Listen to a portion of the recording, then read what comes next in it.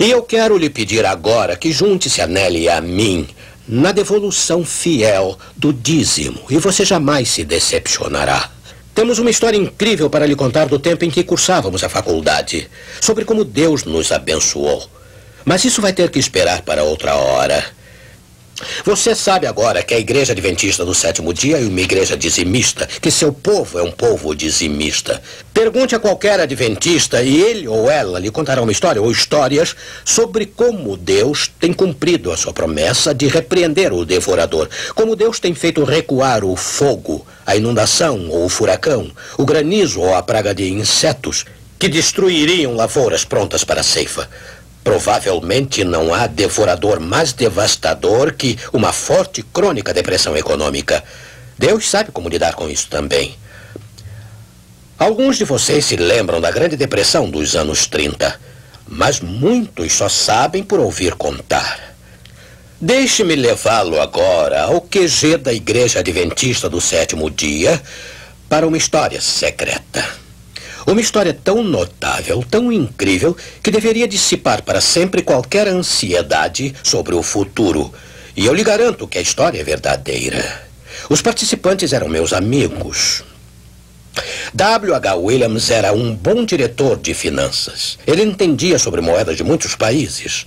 Numa época de depressão, quando as verbas eram escassas e as pessoas passavam fome, ele era o homem certo para o posto que mantinha como segundo tesoureiro da Associação Geral dos Adventistas do Sétimo Dia, em Washington, D.C. Ele era o homem certo, eu digo, para o cargo, não apenas por causa de sua experiência, mas porque a sua fé pessoal em Deus era tal que, numa época de emergência, ele fazia tudo o que Deus lhe mandasse fazer. Não importa quão estranho ou irracional pudesse parecer. Eu tive o privilégio de conhecê-lo brevemente antes de se aposentar em 1956. Mas estamos em 1933. Era hora de fechar numa tarde de quinta-feira. O Sr. Williams sentou-se em seu escritório, alegre por poder relaxar após um dia tarefado. Sua esposa estava fora, portanto, atrasar alguns minutos não ia importar. Ele pensou como ia ser bom ir para a cama cedo e ter o descanso tão necessário. Mas aí ele sentiu uma pressão em seu ombro e uma voz clara disse num tom de comando: "Vá a Nova York esta noite." Ir a Nova York? Ora, o pastor Williams era o tesoureiro responsável pelo fluxo do dinheiro denominacional que entrava e saía da Associação Geral, tanto para as divisões no exterior como na América do Norte. Era ele que mexia com bancos e, sabiamente, não depositava as verbas num só banco.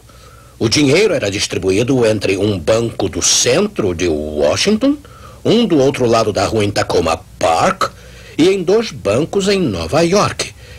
Ele ia frequentemente a Nova York enfiar por cabo verbas para as divisões no exterior, mas ainda faltavam 10 dias para isso.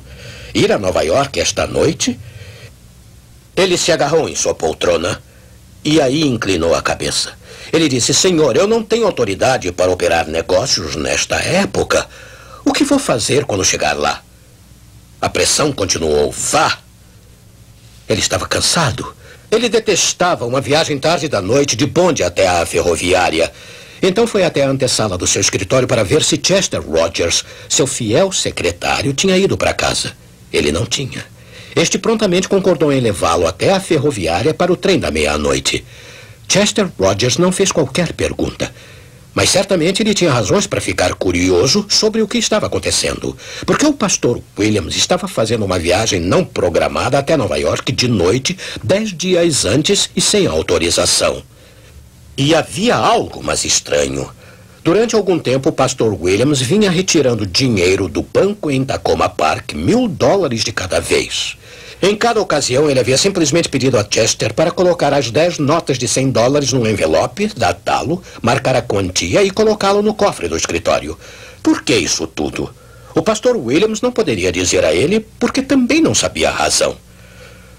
Cedo na manhã seguinte, ele chegou a Nova York, ainda sem saber por que estava lá. Mas aí a resposta veio claramente: vá aos 2 bancos e remeta o dinheiro da missão para cada divisão.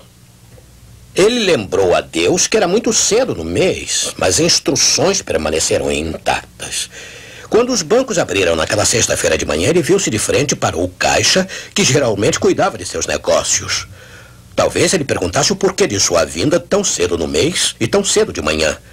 Mas ele nem sequer ergueu os olhos.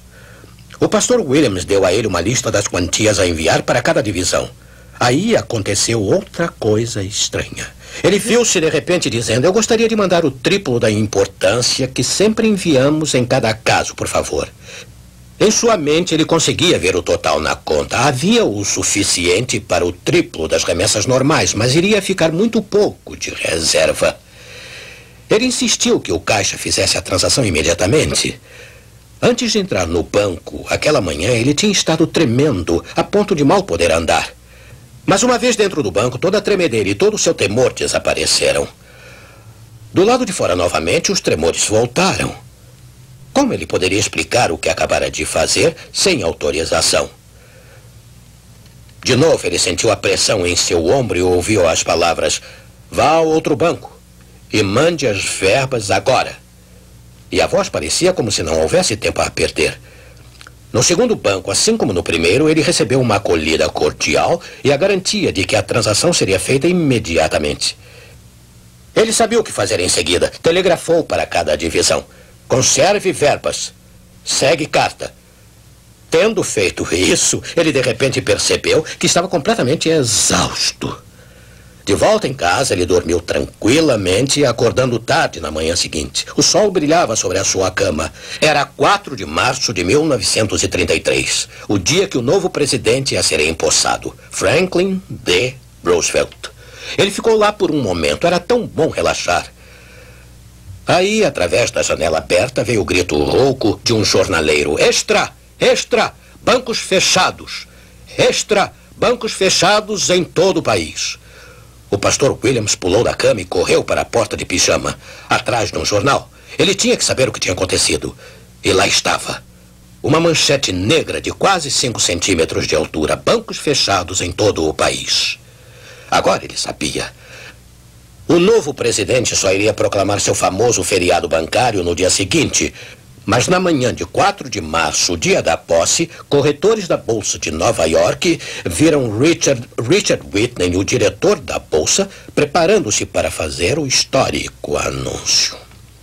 A Bolsa havia fechado não apenas por um dia, mas indefinidamente. O sistema bancário sofreu um colapso. A emergência era total. E a nação teria que se ajustar a um mundo sem dinheiro. Milhares de pequenos bancos jamais voltaram a abrir. Foi uma tragédia e muitos daqueles que sobreviveram só abriram depois de 3 meses. E durante aquele período não foi possível enviar dinheiro para fora dos Estados Unidos. Mas todos os missionários no exterior foram assim atendidos durante aqueles 3 meses. E quando os envelopes no cofre do escritório foram contados, havia apenas o suficiente para pagar a folha dos funcionários durante 3 meses. Amigo, haverá outros desastres naturais. Mais incêndios, inundações e tudo mais. E poderá haver uma outra grande depressão. Quem sabe? Mas isso realmente importa com um Deus assim? Ouça essa música.